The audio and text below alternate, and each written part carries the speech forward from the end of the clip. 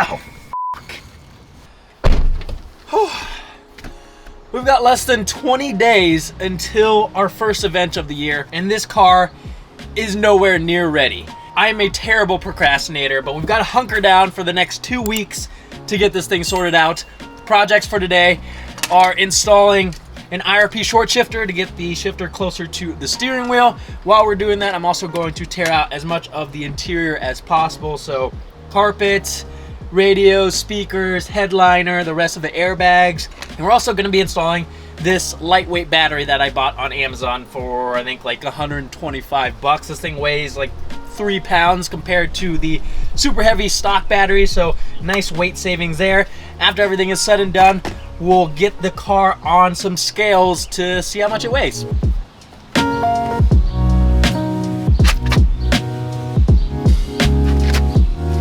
I hate taking the seat out. The Buddy Club sliders are a pain in the ass to line up, and they don't slide very well.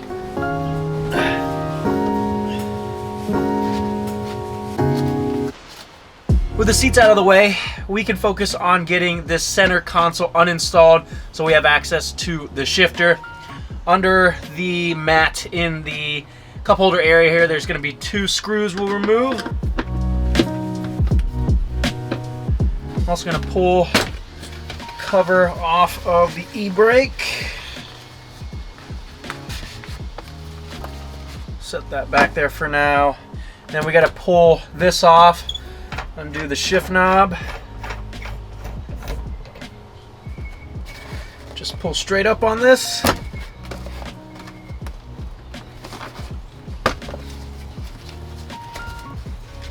Then I have a couple things I need to disconnect for the traction control, and I have the buttons for the cluster retrofit I did, so I'll have to disconnect that. I might just need to take these buttons off the trim piece. I don't think the connector, I think the connector is in there somewhere. So under the shifter trim piece here, there's going to be 2 more screws.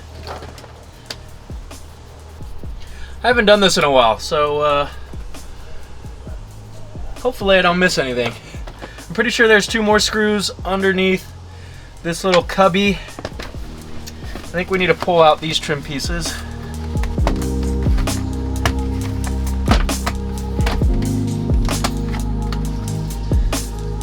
Unplug the USB here.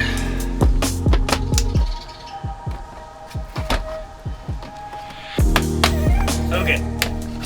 So like I was saying, there should be, 2 more screws behind my switches here.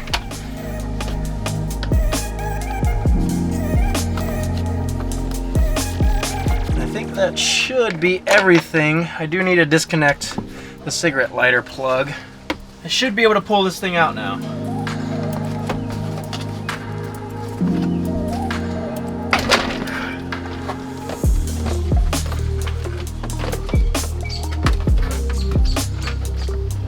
Look at that. We've got access to the shifter assembly now, so I'm going to start taking this apart. We've got some plastic nuts to pull off. Take that off. These 12s, they are 12s. 4 12mm bolts. Unclip the harnesses.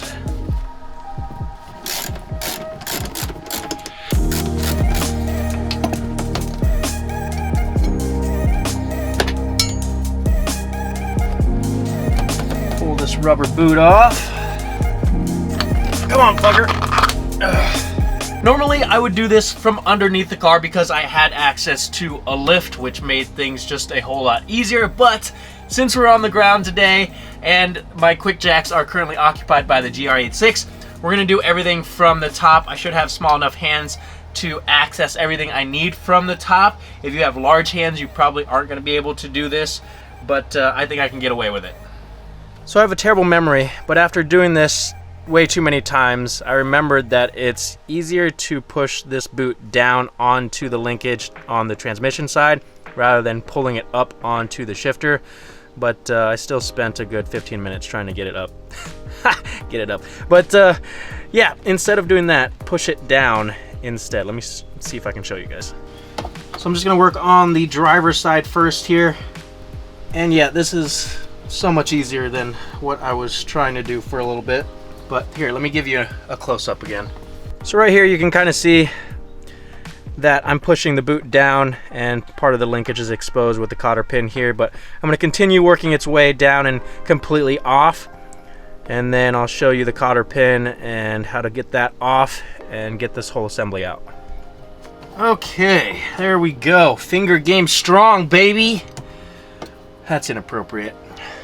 Here's that cotter pin that I was talking about. So we'll need to remove that. And there's also a washer here you'll need to take off. Don't forget that. And then once those are off, we'll be able to pull it out of the linkage. And there's 4 10mm bolts that we'll take off. And we'll be able to pull this straight up and out. Now I just got to do this without dropping the damn thing down there. Alright, I've got the cotter pin. Now the washer.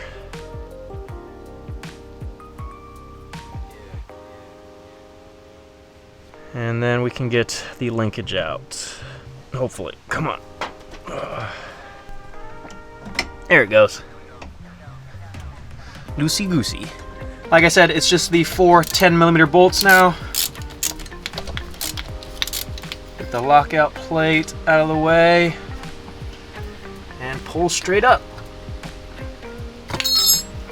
I gotta take a moment to thank the sponsor of this video, GentleBands.com. If you guys recently just got hitched, or maybe you just like wearing rings, but you don't want something that's plain and boring, they have hundreds of options to choose from that are made from unique materials like Damascus steel, antler, whiskey barrel, freaking dinosaur fossil. The one I opted for is called the Furnace. It's tungsten carbide and it has a rustic hammered finish to it. It's simple, yet has a unique touch to it. But if you're a little bit more flashy than I am, you can opt for something like the Dark Ages, which is tungsten and meteorite. The meteorite gives it almost a forged carbon look to it. The kid inside of me wanted a Damascus ring because of the Call of Duty skin, so I almost went with the Devil's Cut, which is Damascus and wood. But if you guys want to pick up one of these for yourself, you can use my code KEVIN25 to get 25% off your order. I'll drop the link down below. Oh my God. Guys, I am so stupid. I forgot that the IRP shifter doesn't utilize the OEM shifter carrier, which I can't remove from in here. I do need to get the car up in the air to get this off, so we're gonna have to get the GR86 off of the quick jacks and get the quick jacks underneath this car so we can get this thing off. A little bit more work than I thought I was getting myself into. Oh well. I may as well give you guys an update on this thing. The Advan TC3s are sold, which is why this car is just sitting up in the air with no wheels. But since we have to move it, I'm gonna have to get the stock wheels back there somewhere, get them on the car, we'll get them off the quick jacks and get the quick jacks over on the FRS. New wheels are on the way, don't worry.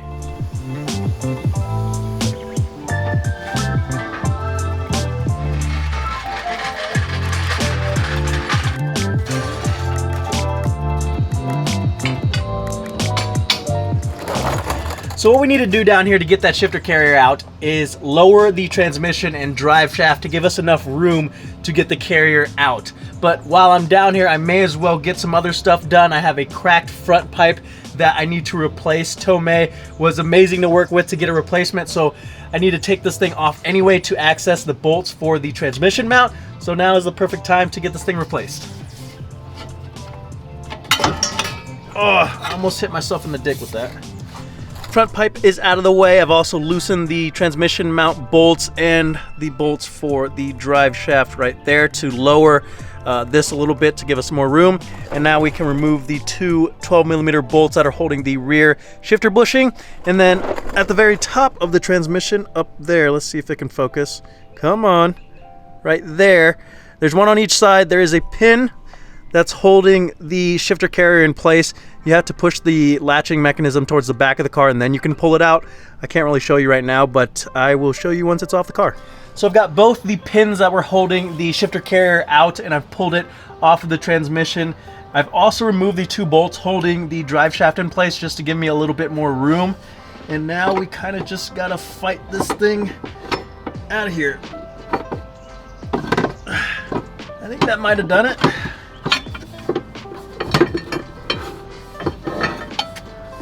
Look at that. Perfect. Now I just got to put everything back together. So here is one of the pins that I was talking about. It's going to be sitting like this and you need to rotate it so the locking mechanism goes up and then you're able to slide it out. And now that we have the shifter carrier out, we can install our new IRP short shifter.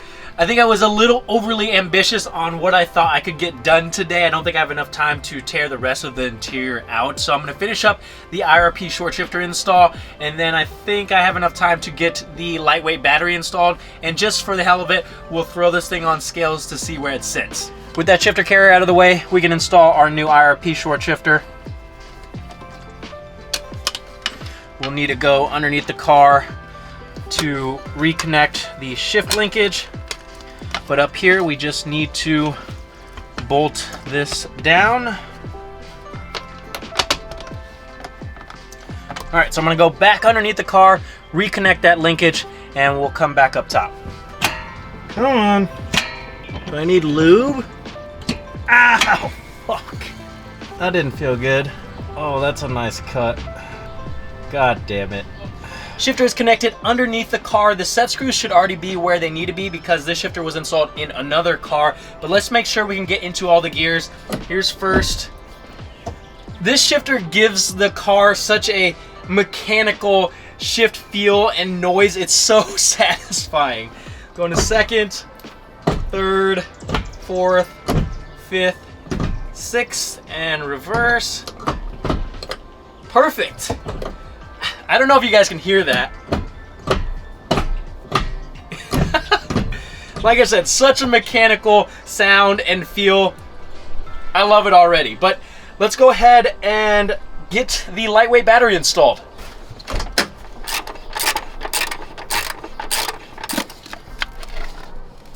Oh God.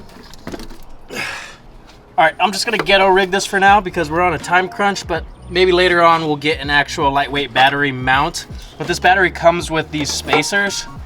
That's gonna allow me to utilize the OEM battery tie down, I hope. So let's give it a go.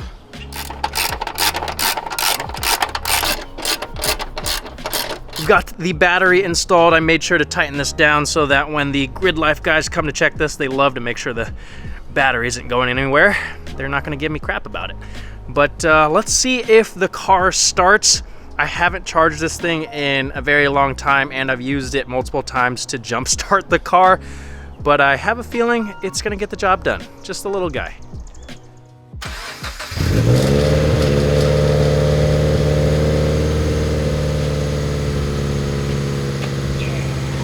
I've got the scale set up and ready to go. I threw the driver's seat back in the car and it has just under half a tank of gas. I think a stock FRS weighs in at a little over 2,800 pounds, so I'm curious to see where this thing is at. Let's lower it down.